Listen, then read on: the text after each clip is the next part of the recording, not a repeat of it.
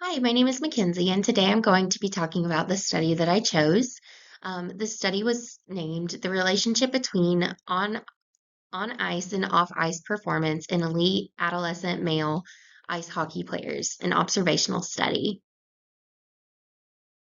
A quick summary for this study. The study examined whether off ice performance could predict on ice performances, and they could. There was a strong correlation between off ice performance and skating abilities. It was a group of 50 players. They were grouped as follows down here in the corner. Under 15, under 17, and under 20. It was composed of 50 players in total. Some of the performance methods that they used were these off-ice tests over here in the corner, and then these on-ice tests down here.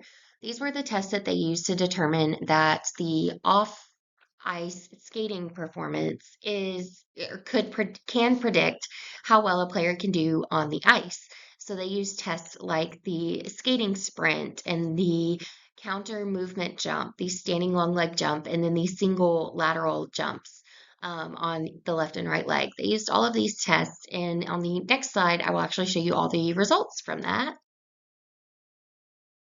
So here are the results here. You can see that there were a strong correlation with on off ice performance and on ice skating.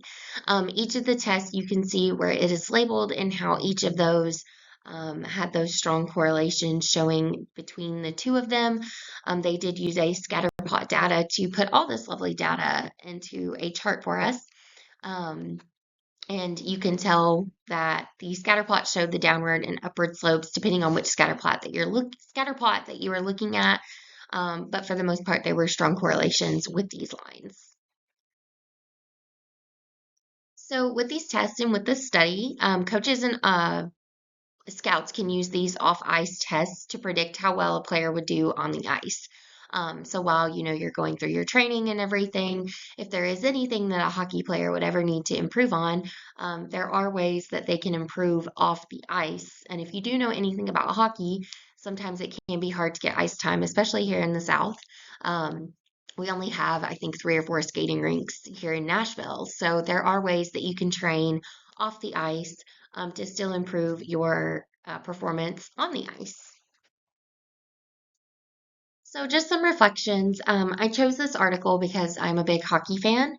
We are rolling into hockey season, so I'm really excited. So, I figured that this would be a nice way to just kind of introduce hockey season. It's not very popular here in the South.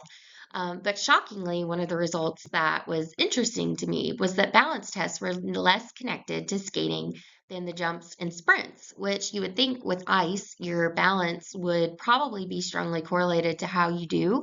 It's actually not, which was very shocking to me. This also showed that ice off conditioning is just as important as your performing on the ice conditioning. And doing exercises like sprints and jumps are going to be beneficial to the player for their performance on the ice. I hope you enjoyed this little snippet on hockey, and this is my article. Thank you so much.